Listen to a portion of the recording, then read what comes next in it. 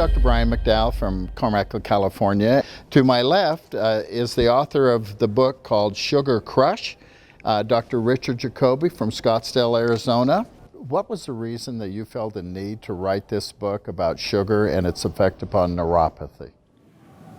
Basically because I was confused as to what the literature was telling us. The literature was telling us that there was no hope.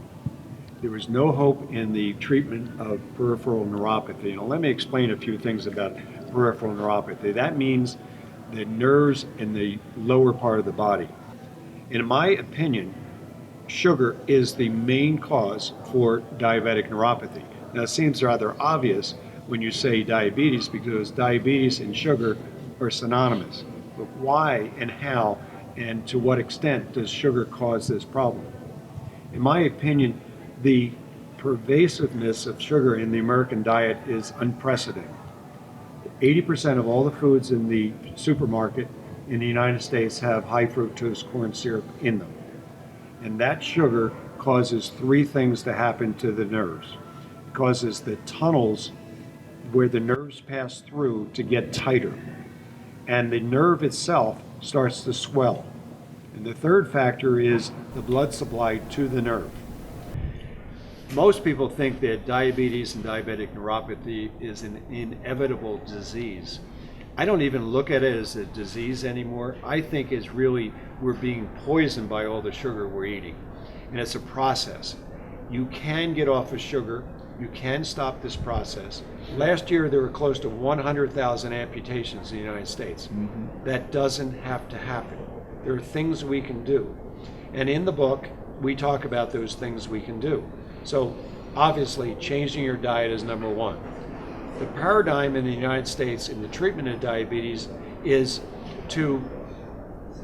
based on the cholesterol theory. Cholesterol has been deemed the culprit. Cholesterol never was the problem. It was always sugar. So eating fat is a good thing. But what we talk about in the book, which kinds of fat? You want to eat fats that are grass-fed animal fats. They are good for you. Your elevated cholesterol has nothing to do with cardiac disease and nothing to do with peripheral neuropathy. It's sugar. It's that simple. But it's confusing because every day there's an ad on television telling you the exact opposite.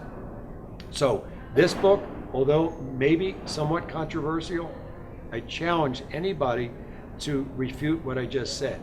It's sugar. It never was fat. If you have this problem, I encourage you to read this book. You'll be amazed at the misinformation the general medical public knows about this disease. It's not just about medicine. There are many, many more options for this disease. And I implore whoever is watching this, get early treatment and intervention. I guarantee you, you're addicted to sugar and you don't know it.